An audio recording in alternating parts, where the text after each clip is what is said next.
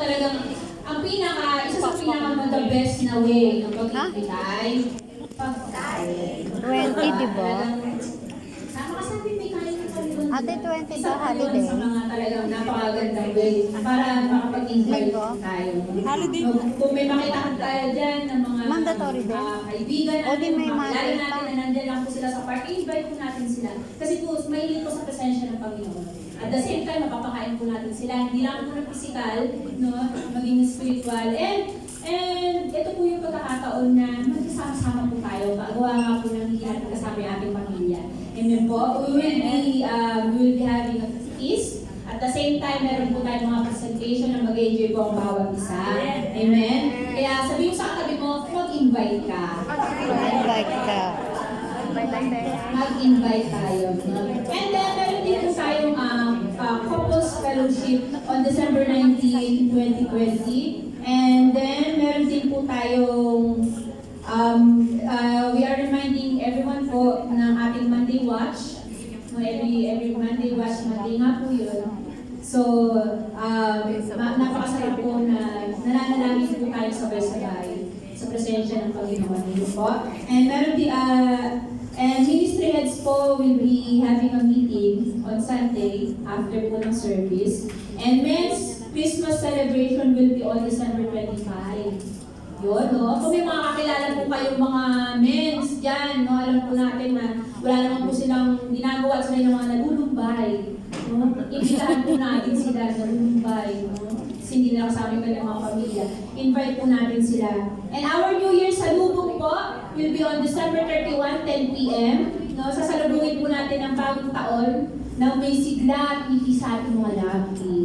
Amen? So dito po tayo niyan, no? I-mark na po yung mga calendar na meron po tayong service sa December 31. Cancel po ang Wednesday service kasi po ginawa po natin Thursday.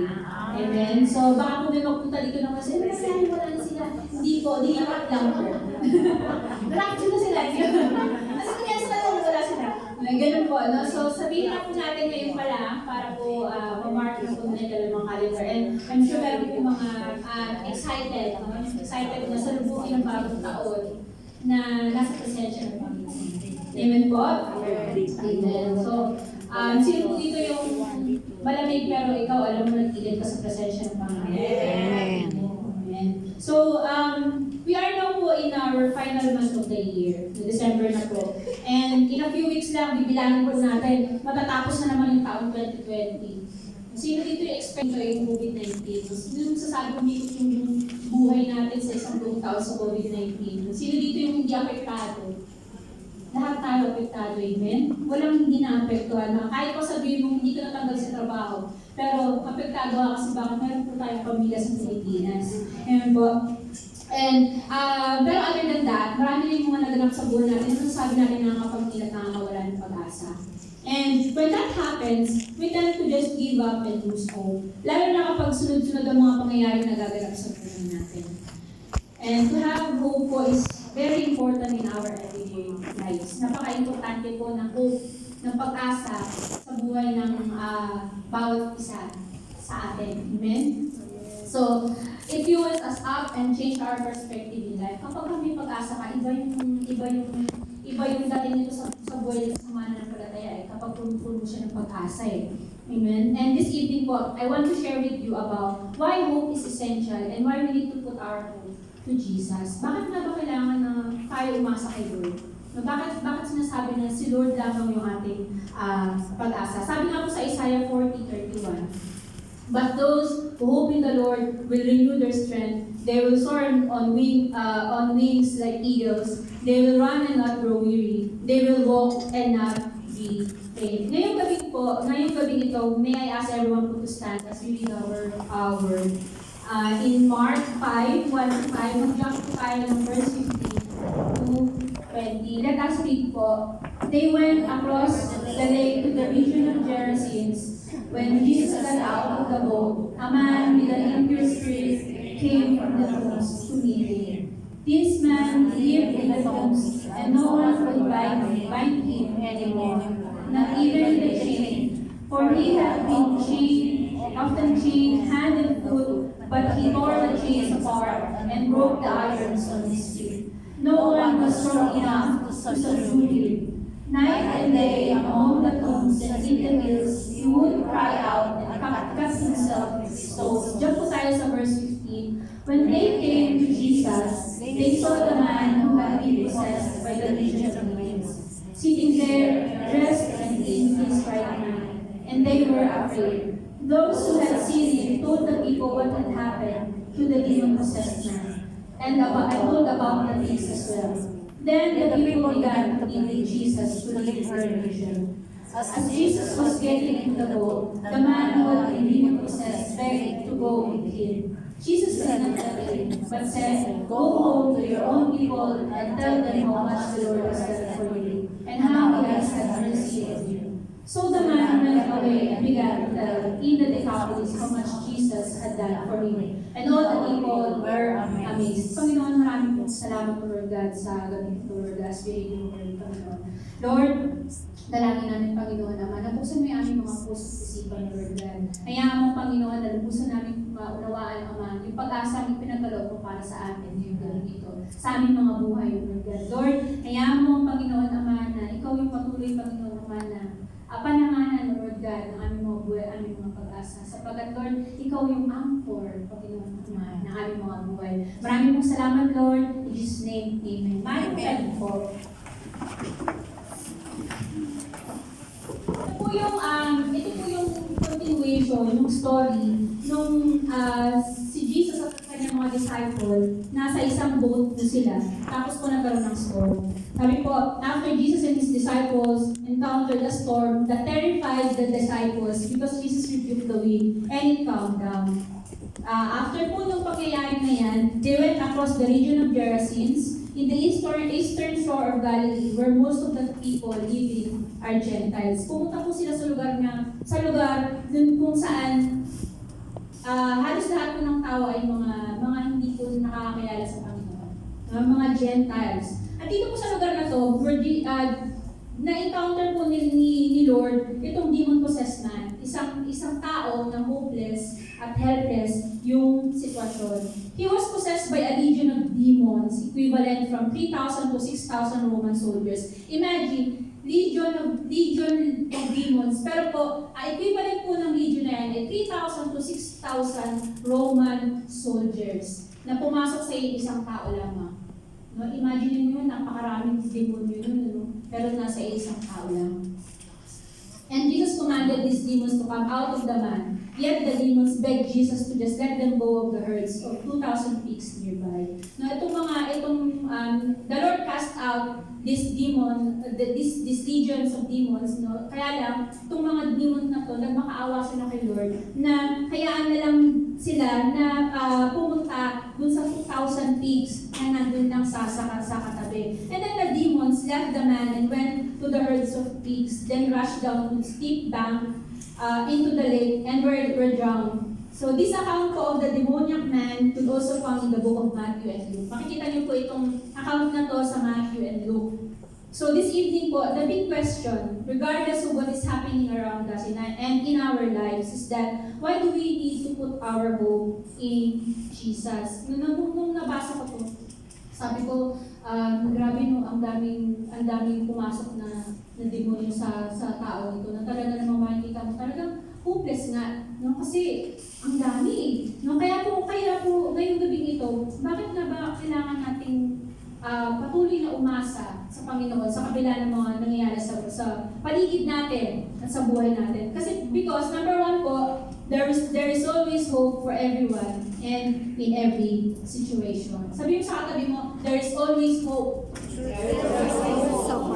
Lagi po meron pag-asa sa lahat at sa bawat sitwasyon. In verse 2 to 5, sabi doon, when Jesus got out of the boat, a man with an impure spirit came from the tombs and met him. This man lived in the tombs, and no one could bind him anymore, not even with a chain. For he had been chained hand and foot, but he tore the chains apart and broke the irons on his feet. No one was strong enough to subdue him. Night and day, among the tombs and in the hills, he would cry out and cut himself with stones. As we read po, napapansin po natin dito, number one, yung condition po ng tao.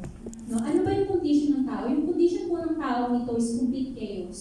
Imagine, no, nakatira siya sa sementeryo, no, na kung saan siya lang yung mag-isa doon. Sino ba naman ang ikagustuhan tumira sa sementeryo? Sa atin, meron. Sa Bumitrit, sino po dito yung mga taga-Maynila? Wala. No, meron po doon. But then, sa mga panahon po na ito, kinukonsider na unclean ang isang tao, lalo na sa Jewish tradition, kapag po sila po ay lumapit man lamang o humawak ng mga patay. No?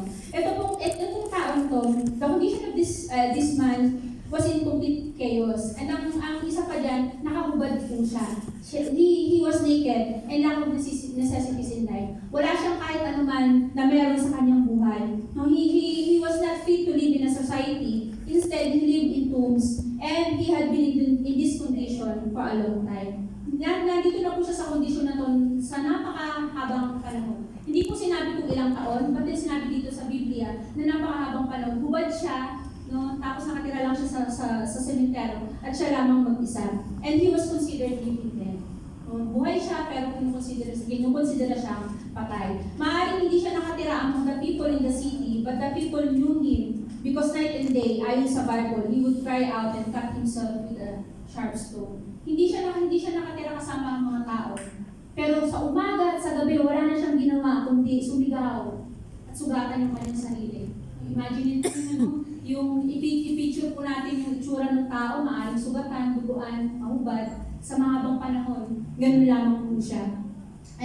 At walang sino mang nagtatangkang dumaan sa lugar na yon, ayon po sa account ng Matthew, kung saan nandun siya, kasi kung meron po siyang violent behavior. Sino nga naman yung tatakang dumaan doon? Siyempre, yung takot, lagi pong nandun. Kasi maaaring manakit ng tao. He used to be kept under guard. Noon po meron mga taong nagbabantay sa kanya, and andyan po yung they try to control him, even put him to chains. Pero this demoniac man just tore the chains apart into pieces. Kahit pa sabihin mo, itali na siya ng kadena, parang kadena na pinakita ni Pastor na umaga, yung ganun kalalaki nun. But then, kayang-kayang basagin lamang nung demoniac man na to, itong mga chains na nilalagay sa kanya.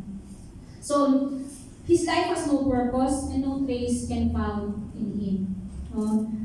This man po has a family. Meron po siyang pamilya. And they had tried everything, gumaling lamang siya. Ayon po sa Bible, no one was able to bind him and no one was strong enough to subdue him. Sa dami ng, binasa ko po yung mga pinagaling ng Panginoong Jesus. Pero this man po has the worst and hopeless situation. Ito po yung marami po mga pinagaling ng Panginoon ng mga na demon possessed. Pero po ito po yung masasabi natin na talagang napakasakit sa puso pagka makikita po natin yung isang tao na siya na lamang mag-isa. No? Halos pamilya niya, i-give up na siya. Kasi bakit wala na silang makitang solusyon eh. Kasi ginawa na nila lahat. But then, ayun nga po. So, imagine yung nagagawa po ng diablo sa isang tao. Yung isang devil nga lang sa isang tao, hindi na nagagawa eh. But how much more po yung itong sinasabi na to na libo. Libo yung nag-possess sa kanya. These demons destroyed his life ng sobra-sobra. Hindi na siguro halos siya makilala ng pamilya niya eh. Iba kasi bakit inihahagi siya, sabi ko sa isang account, inihahagi siya nitong mga diablo na to. But then, maaaring many of us here think that we have a hopeless condition. Maaaring hindi katulad ng ganito, hindi tubuan, hindi kinakadena, di ba? Pero bakit hopeless kasi lahat naman ginawa niya, but still wala pa rin nangyayari. Amen? Meron ganun eh. Meron mga kondisyon na ganito eh. Hopeless kasi paulit-ulit na lang na nangyayari, pero walang makitang pagbabago. Hopeless kasi paulit-ulit na inaabot, pero ayun pa rin siya, ganun pa rin siya. No? Dinidisiplina, pinapalalahanan, pero bumabalik pa rin sa dati. Yung pa rin ang binabalik ang klase ng buhay, hopeless. So, kaya ano nangyayari, gini-give up na lang. No, hopeless kasi sabi ng doktor, hanggang dito ka na lang. Ibigyan na ng taling ng doktor, pinakot na ng doktor, no? Hopeless kasi limited sa maraming bagay at maraming pang iba. Hopeless kasi, ito lang kinikita ko eh. Anong kaya nitong abutin, di ba? Ito lang yung pinag-aralan ko, hanggang dito lang ako. Ito lang yung kakayanan ko, hanggang dito lang ako. But then, this evening, kapatid, I want to let you know that there is always hope for everyone and in every situation. Kung iisipin po natin na talagang nga naman kahit pamilya ng tao ito i-give up eh.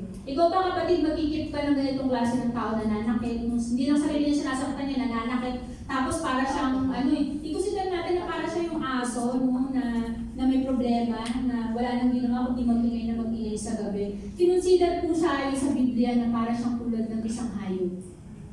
No? Ganun siya, ganun nangyari, ganun yung kalalagayan ng kanyang buhay. Na meron siyang pamilya pero pinabayaan siya. Naalala ko po nung bata ako, meron pong isang, hindi po siya kulubi kasi hindi siya nang nililimos. Pero alam niyo po yung manhole, meron po doon isang matanda na nakatira. No? Pagka tinignan mo siya, gwapo siya eh. Mas makinis yung balat, kaya nagpunong-puno siya ng dumi. Sabi ng mga kapitbahay namin, mayaman daw yung pamilya ng tao na yun. But then dahil nga wala na silang magawa, pinabayaan na nilang nila yung matanda dun sa manhole. No, from time to time, nagbibigay ng pagkain sa kanya. Siguro, nung araw, talagang pinilit siyang tumira sa kanila kasi nga mayaman naman sila eh. But then, believe up siya ng kanyang sariling pamilya. And then one day, namatay na lang siya ng ganun na lang. Namatay siya dahil nabilaukan siya. No, ganun lang yung naging pagkamatay niya kasi bakit believe up siya ng pamilya niya. Napaka-importante po dito sa buhay ng isang mananampalataya na tayo po bilang isang mananampalataya, hindi po tayo nawawalan ng pag-asa sa sarili natin, sa sarili po nating pamilya.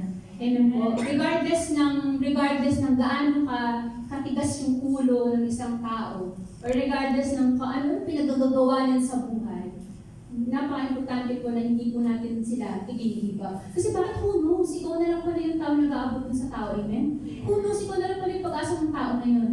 Amen? But dahil itong tao na ito, walang kahit sino na umabot. Kaya nga sabi sa Biblia, ganito na siya for a long time. And I want to let you know tonight that there is always hope in every situation and everyone. Letter B po, the deliverance.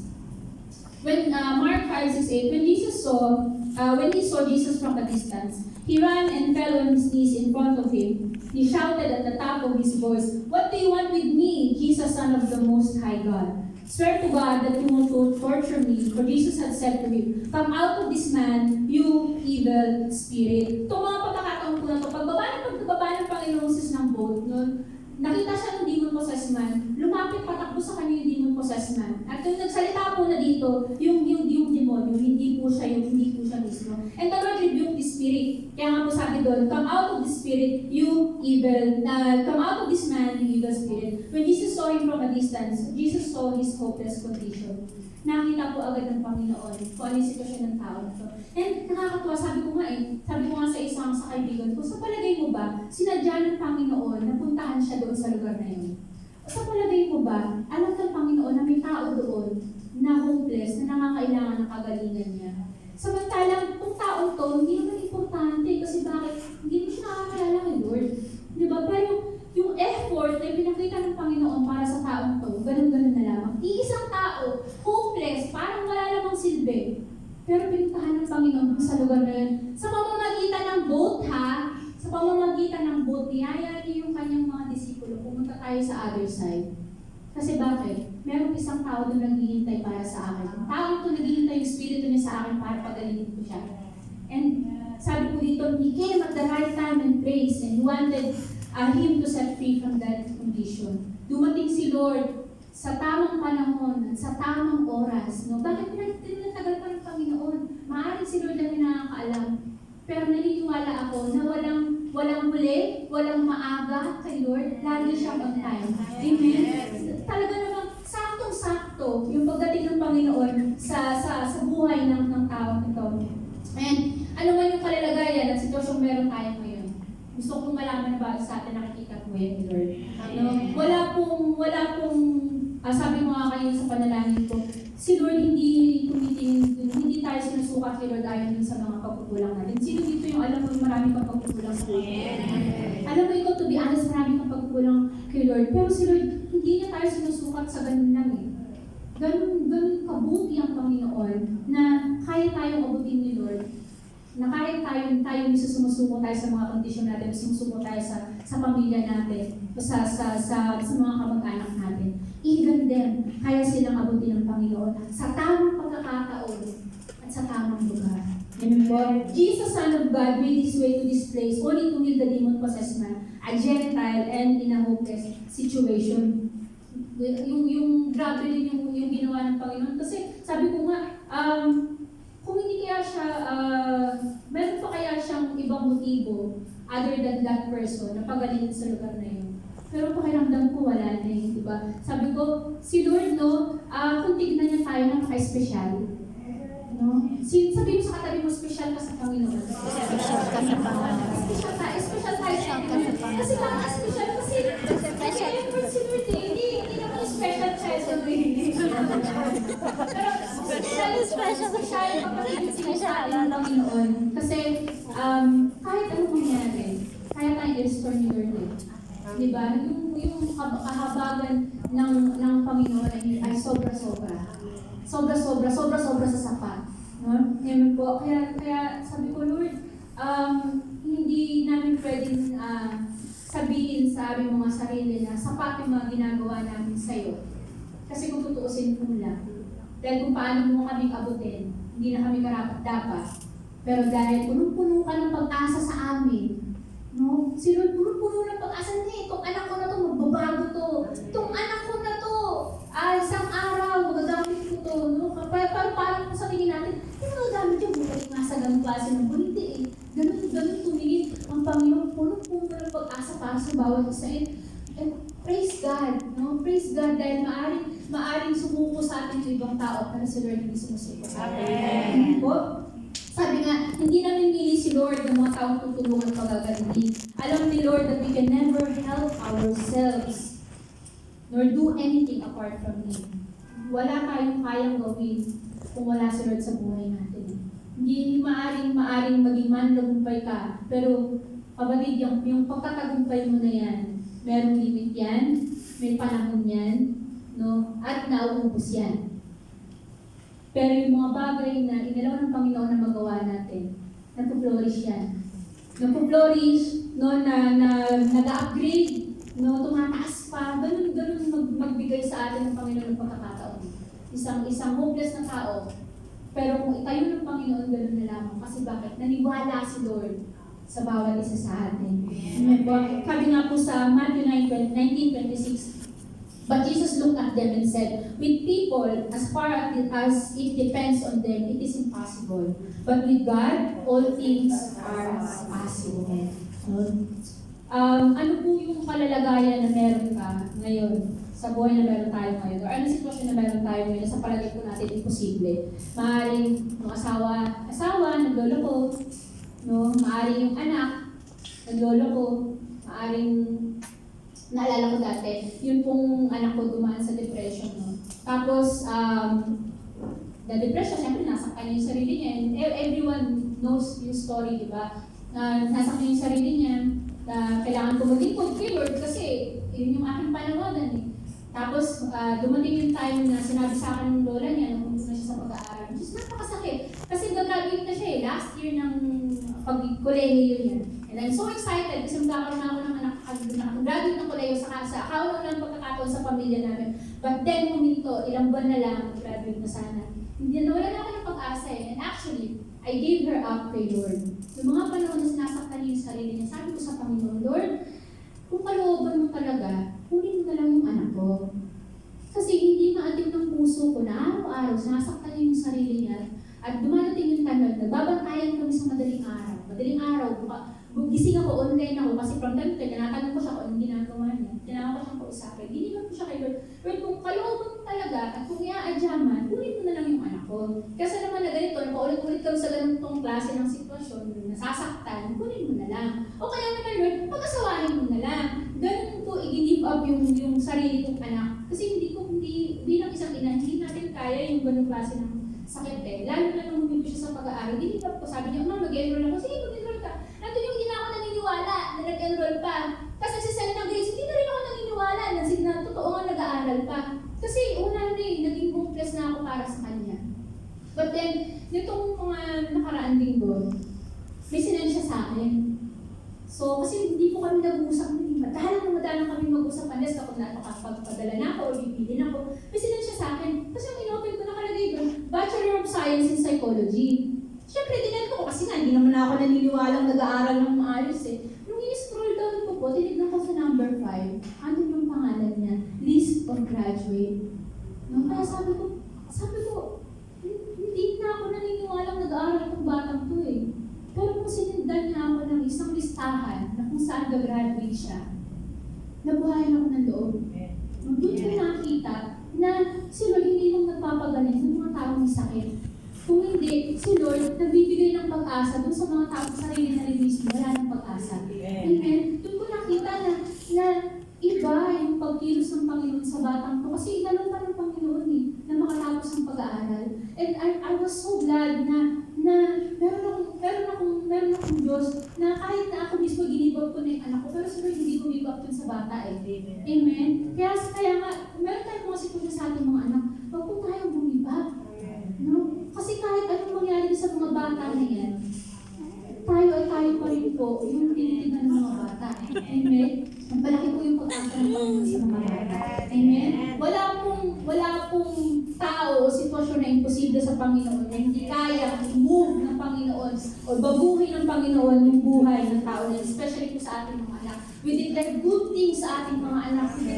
We declare them blessing. No? Kahit sabihin mo imposible na ginagawa, hindi anak, mabuti ka, hindi anak, ano ka, pinagpala ka, kahit sabihin mo, yung mga sinasabi natin parang taliwas naman sa ginagawa, hindi eh. Hindi po tayo magsasawa. Diba? Kasi po bakit? Tayo po yung mga magulang. Amen?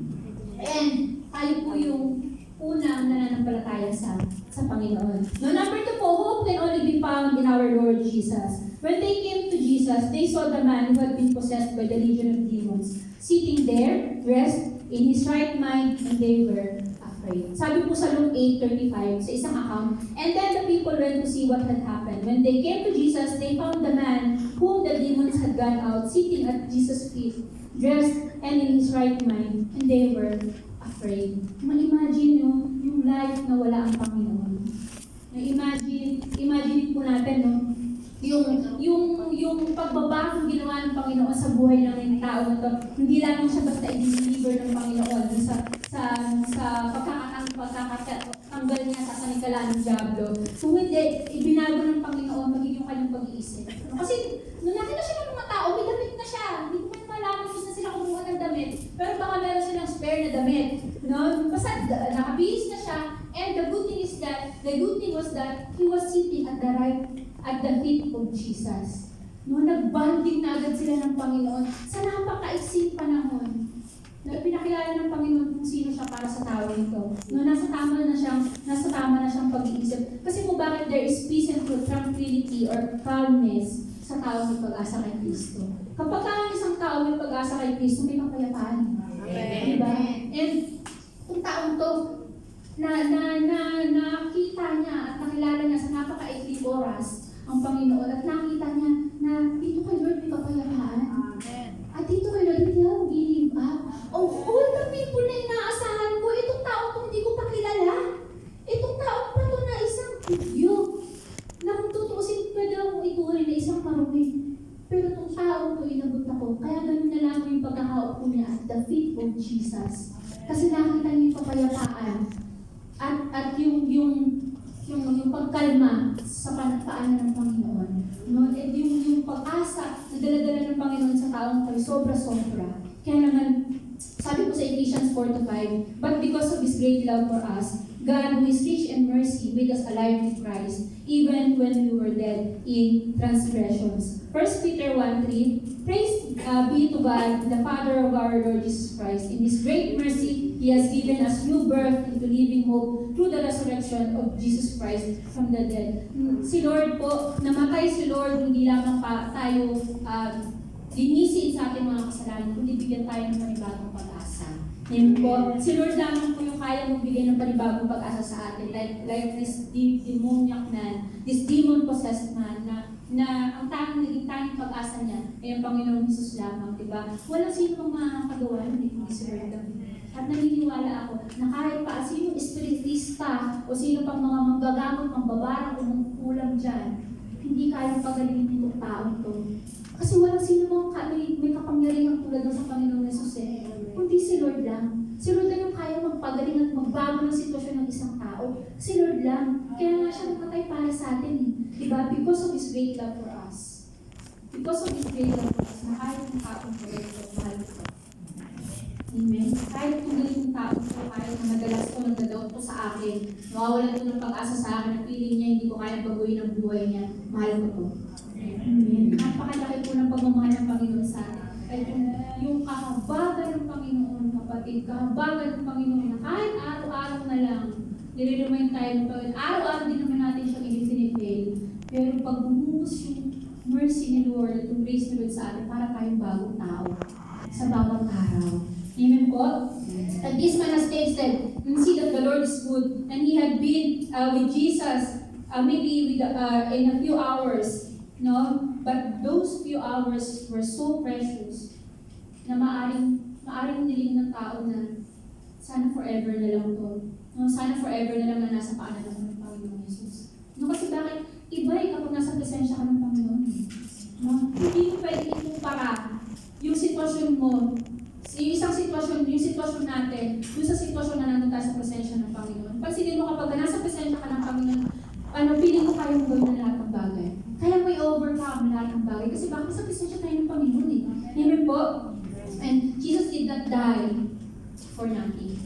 Amen? Number 3, hope in Jesus gives us an opportunity for a fresh start. Fresh start. Mark 5:18-20. As Jesus was getting into the boat, the man who had been demon-possessed begged to go with him. And Jesus did not let him, but said, "Go home to your family and tell them how much the Lord has done for you, and how He has had mercy on you." So the man went away and began to tell in the Decapolis how much Jesus had done for him, and all the people were amazed. Nung panahon na, kasi kung nalaman ng mga tao, yung ginawa ng Panginoon Jesus sa demon-possessed man, imbis na ma-amaze sila, no, dun sa pangyayari yun, natakot sila. Kasi ang ginawa nila, pinalis nila si Lord doon sa lugar na yun. Kaya ang ginawa ng Panginoon, without complaint, umalis ang Panginoon. Nung wala siyang sabi-sabi, nung walang pagbubat na pagkatapos kung pagalingin itong taong ko, kaalisin niya. Kundi, umalis lang si Lord. But then itong taong ko, na pinagaling ng Panginoon, nang makaawa siya kay Lord. No, siguro sinabi niya, Panginoon, huwag mo ko iwan. Yan Sabi niya sa this demon-possessed man, sinabi niya na, Lord, isama mo na lang ako. Isama mo na lang ako saan ka man pupunta. Gawin mo akong disipulo mo para praise, para kung gano'n. Madalas sabi ng Panginoon, hindi, umuwi ka sa pamilya mo at sabihin mo kung anong ginawa ng Panginoon sa iyo. Kung paano siya nagkaroon ng habag sa iyo. Hindi sinabi ng Lord na umuwi ka sa pamilya mo, sabihin mo magaling ka na. Diba? Hindi ka tulad ng mga pinagaling ng mga keto. Makipagkita ka sa priest, para malaman mo kung sabihin mo na magaling ka na. Pero itong taong to, sabi ka na, umuwi ka sa pamilya mo at sabihin mo kung anong ginawa ng Panginoon para sa iyo. At kung paano siya nagpakita ng mercy sa iyo. So, ang ginawa ng taong to, he went away and began to tell in the Decapolis. Yung Decapolis po, ang ibig kong sabihin niyan ay 10 cities. Sa 10 city po siya nagpunta. After this man had been delivered from demon possession, nagkaroon siya ng transformation. From being hopeless, helpless, dead, and miserable, itong tao po ito nagkaroon ng panibagong pagkakataon para mabuhay. Pagsimula mo. Ganito po yung nangyayari sa isang tao nagkakaroon ng from hopeless, parang from doon sa isang sitwasyon na nawalan ka na ng pag-asa. Tapos, alam mo na that the Lord came to your life. Parang binuhay ka ulit ng Panginoon, nagkaroon ng transformation. At hindi lang po dito natapos ito. Kung tutuusin, maaaring pagkatapos niya bumalik, pwede na siyang umalis diba? Wala na siyang pakialam tulad yung 10 lepers, isa na lang yung bumalik. Diba? Yung siyang nagpakasaya na kasi magaling na sila. Pero hindi ganito yung ginawa ng tao. So instead, sumunod siya sa Panginoon. Pumunta siya sa pamilya niya. At hindi lang sa pamilya niya sinabi yung budas ng Panginoon, kundi sa maraming pang lugar. Nagkaroon siya ng bagong mindset, bagong puso that he wanted to serve Jesus because he came to realize who Jesus is in his life. At yung una niyang inabot, yung pamilya niya, and then yung mga tao na nakakilala sa kanya, at yung mga tao nakakita ng buhay niya. Alam niyo kapatid, kapag po ang isang tao punong-puno ng pag-asa, nakakahatak po yan ng ibang tao Diba? Lalo na kapag alam ng tao kung ano yung sitwasyon mo. Lalo na kapag alam ng tao kung ano yung pagkatao mo noon. Lalo na pagka alam ng tao, yung mga tao na nagsasabi, hindi ka na magbabago at wala ka ng pag-asa. O yung sitwasyon na meron ka ngayon, hindi ka na makakaabot dyan. Pero ang isang tao na nakakilala sa Panginoon, patuloy na umaasa sa Panginoon, magkakaroon ng distinction at makikita niya ng maraming tao. At ma-attract natin yung mga tao niyan. Kasi bakit? Yung mga tao niyan, mapapatunod sa sarili nila, itong tao to, hindi ganito yung sitwasyon nito dati. Diba? But then, all of a sudden, nakakilala lang siya sa Panginoon, nagbago yung sitwasyon. Amen. Nagkaroon ng transformation. Sabi po sa verse 20, and all the people were amazed. Namangha yung mga tao dun sa pagbabago ng tao dito. Kasi bakit nagkaroon siya ng fresh start. Amen. Maaaring kung minsan sa ating mga buhay, nagkaroon tayo ng mga bagay, sitwasyon sa buhay natin na hindi na tayo umaasa pa na may mga pagbabago. Amen. Pero naniniwala ko ako na as we came to know the Lord, sa patuloy na pagsasaliksik natin kay Lord, patuloy pagsasik natin sa Panginoon, makikita po natin yung transformation na ginagawa ng Panginoon sa buhay ng bawat isa sa atin. How to have a fresh start? Sabi po dito, letter A, believe and trust God. 1 John 5:13-14, I write these things to you who believe in the name of the Son of God, so that you may know that you have eternal life. This is the confidence we have in approaching God, that if we ask anything according to His will, He hears us. Psalms 130:5, I wait for the Lord, my whole being always, and His word I put my hope. No? Maniwala at patuloy na magtiwala sa Panginoon. Amen. Sino po dito yung alam mo na kahit ganito yung sitwasyon mo, patuloy po tayo naniniwala at nagtitiwala kay Lord. Amen. Marami pa. Amen. Kasi bakit? Buhay po yung Diyos natin. We are not serving a God na patay at walang kakayanan. We are serving a living God.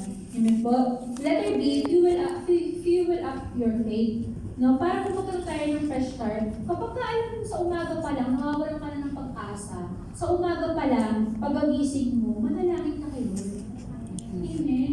At hindi lang panalangin, no? Kung kailangan magbasa tayo ng Biblia, magbasa po tayo ng Biblia. Kasi paano ba natin mag-fuel up yung faith natin, di ba? Parang isa sa sakyan yun eh. Hindi yan gagana kapag walang gasolina.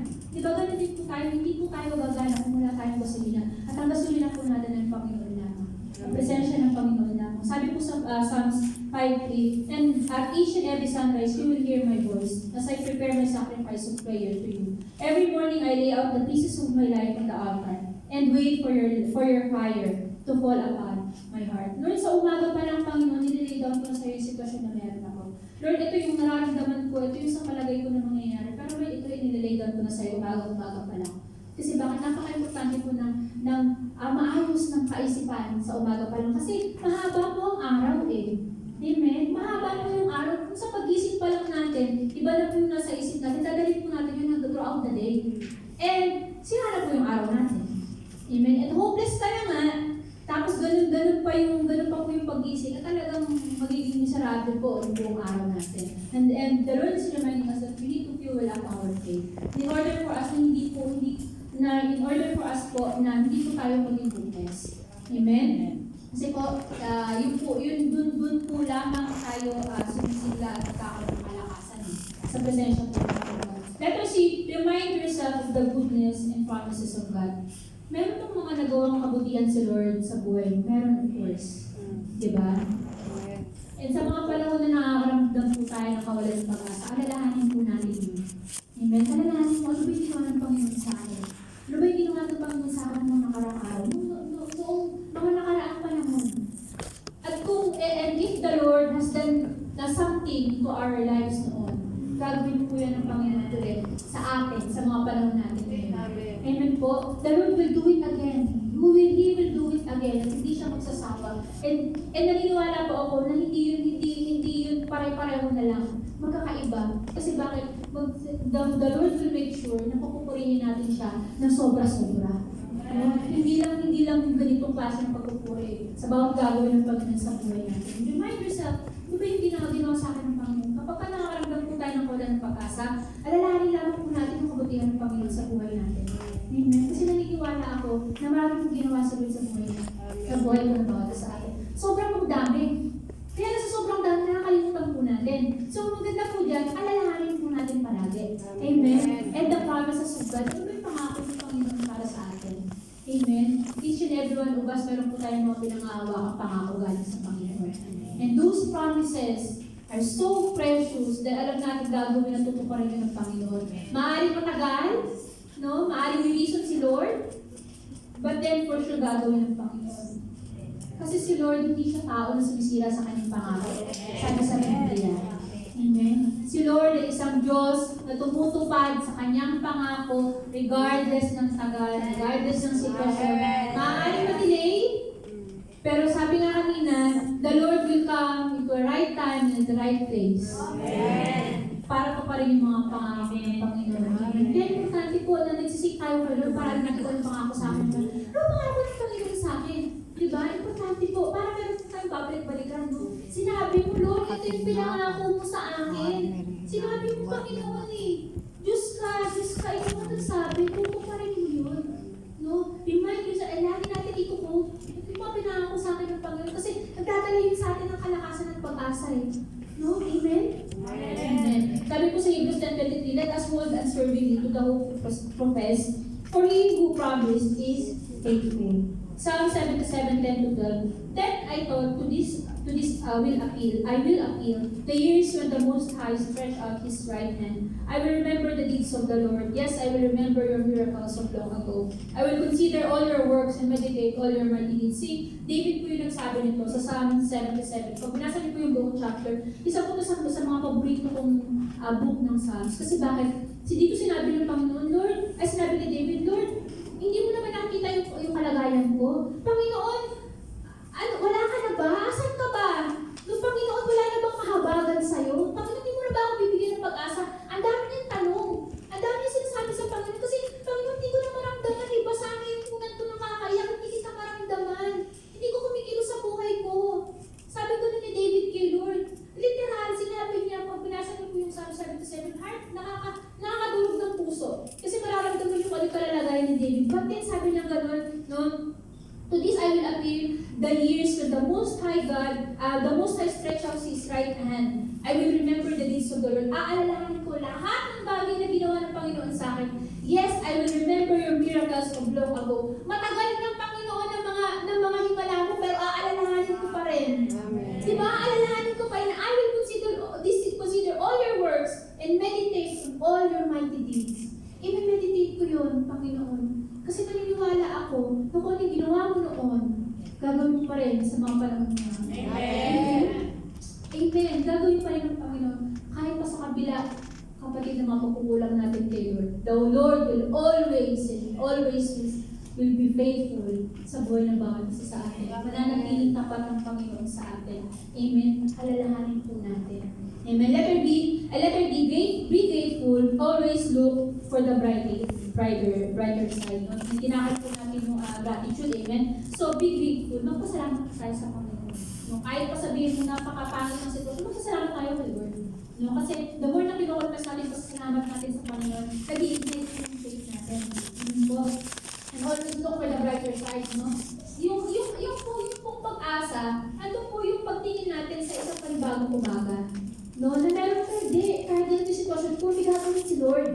No? Maniwala po tayo na may gagawin si Lord sa buhay natin. Maniwala ka na, hindi mananatili itong sitwasyon, hindi, pansamantala lang to. Pansamantala lang to I-encourage po natin yung sarili natin. Kung wala man po mag-encourage sarili po natin, encourage natin sarili natin, hindi ako mananatili sa ganitong sitwasyon. Hindi mananatili ganito yung anak ko. Hindi mananatili ganito yung pamilya ko. At higit sa lahat, hindi mananatili ganito yung kalalagayan ko sa finances ko. Amen po. Kasi si Lord is the God of prosperity. Amen. Ayaw ng Panginoon na meron siyang anak na nagugutom. O mga anak na nagkukulang. Amen. Kasi si Lord, the Lord can pour out so much blessing sa buhay ng bawat isa po sa atin. 1 Thessalonians 5:18. In every situation, no matter what the circumstances, be thankful and continually give thanks to God. For this is the will of God for you in Christ Jesus. Sabi po sa Lamentations 3:22-23, because the Lord's great love, we are not consumed, For His compassions never fail. They are new every morning. Great is His faithfulness. Itong taong demon-possessed man po na to, naniniwala po ako na hindi lang yung nag-drive kay Lord para abutin itong taong to. Kasi yung compassion niya, yung pagmamahal niya sa tao. Amen. Kaya po, ganun na lamang yung pagsusumikap ng Panginoon na naabutin siya. Kaya naman, ganun na lamang din yung pagmamakaawa ng tao to sa mga kay Lord. Kasi bakit mo siya ng pag-asa? Amen. And sa mga sitwasyon po na meron tayo, naiintindihan ko po na minsan hindi tayo alis sa sarili natin na hindi natin inaano sa ating mga sarili na hindi, wala na akong makitang solusyon sa sitwasyon na meron ako. Kaya tinatanggap na lang po natin na eto na lang tayo. Amen. Kasi wala nang makitang solusyon. But then, the Lord is reminding us na kaya po tayong mabuti ng Panginoon. Amen. Kaya po tayong i-sustain ng Panginoon palagi. Sabi ko nga, etong taon ko nga, hindi nga ito nakakakilala kay Lord, pero inabot How much more kami? No? Yung bawat pagpapagal na meron tayo, nakikita po yung Panginoon. Amen. Hayaan po natin na patuloy po tayo umasa sa Panginoon. Huwag po tayo i-give-up. Higit sa lahat, po natin i-give yung mga pamilya po natin. Amen. Alam niyo po, na-remind po ako nung binabasa ko po, yung Amazing Grace ni Lord. Kaya ako sa Amazing Grace na parang napaka-amazing na kung paano umabot yung kahabagan at biyaya ng Panginoon sa bawat isa sa atin. Na nagkakaroon po tayo ng sobra-sobrang pag-asa. Kaya naman po, I want to encourage each and every one of us kung mawawalan po tayo ng pag-asa. Maaaring sa sitwasyon po natin sa mga tao sa paligid natin, huwag po tayo mawawalan ng pag-asa. Amen po. Kasi po, maaaring i-fail po tayo ng mga tao, pero kay Lord hindi po tayo i-fail. Amen. And tonight po, as we prepare po for our communion.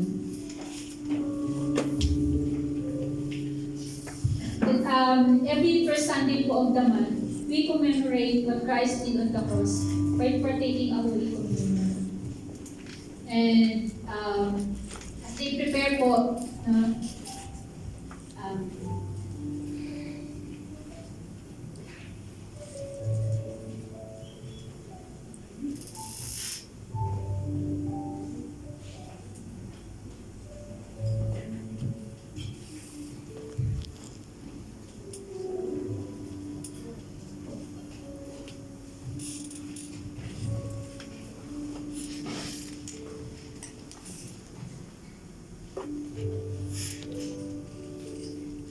we are so blessed po na meron po tayong pag-asa na nagagana sa Panginoon.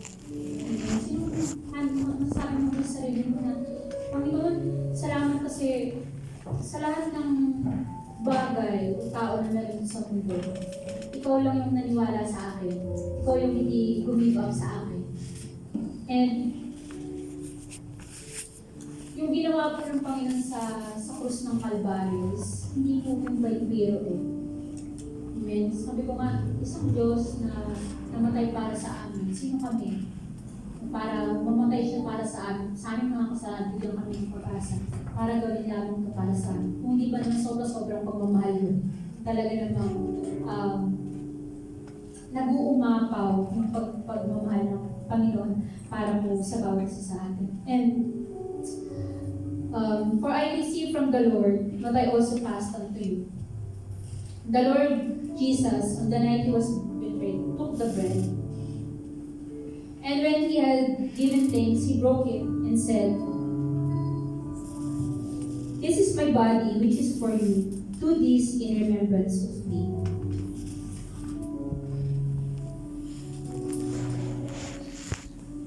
And in the same way, after the supper, He took the cup, saying, "This cup is the new covenant in my blood. Do this whenever you drink it in remembrance of me.